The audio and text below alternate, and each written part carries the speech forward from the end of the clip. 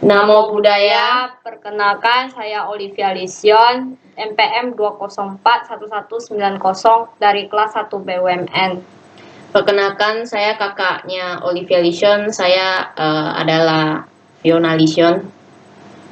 Nah, hari ini saya akan menjelaskan tentang kisah riwayat hidup Buddha Gautama kepada kakak saya.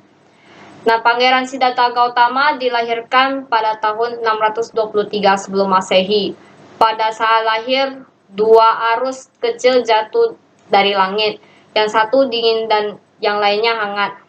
Arus tersebut membasuh Siddhartha sehingga ia lahir bersih tanpa noda.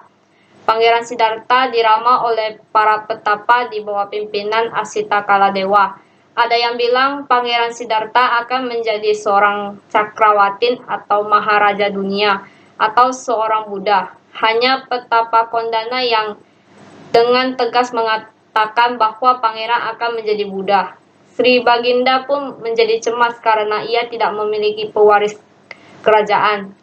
Petapa bilang bahwa pangeran jangan sampai bertemu dengan yang pertama orang tua, yang kedua orang sakit, yang ketiga orang mati, dan yang keempat adalah seorang petapa. Karena jika ia melihat, maka pangeran akan menjadi petapa atau Buddha.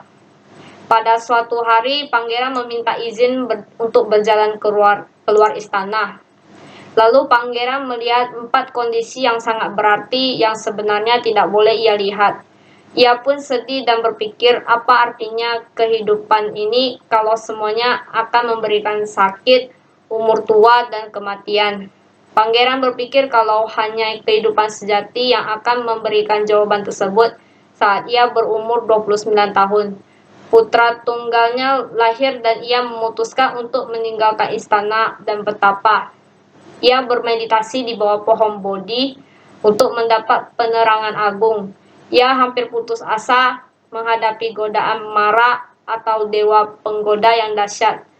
Namun dengan keyakinan dan kemauannya, ia dapat menghadapinya setelah mendapat pencerahan. Buddha Gautama menyebarkan Dharma selama 45 tahun.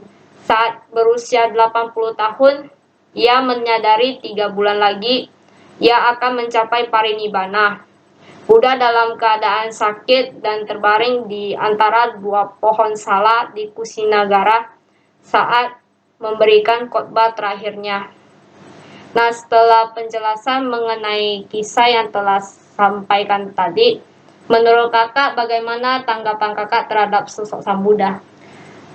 Menurut saya yang jelasnya pasti sangat kagum dengan kisah Sang Buddha, terutama bisa dilihat atau didengar dari perjalanan atau perjuangan Pangeran Siddhartha menjadi Sang Buddha.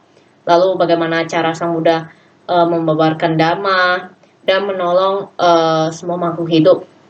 Dan juga cerita ini memiliki banyak makna yang berarti. Jadi maka dari itu kita bisa mendapat hal-hal yang positif dan kita bisa menerapkan untuk nilai moral kita dalam kehidupan sehari-hari. Sekian dari saya, mohon maaf apabila ada kesalahan. Terima kasih dan Namo Buddhaya.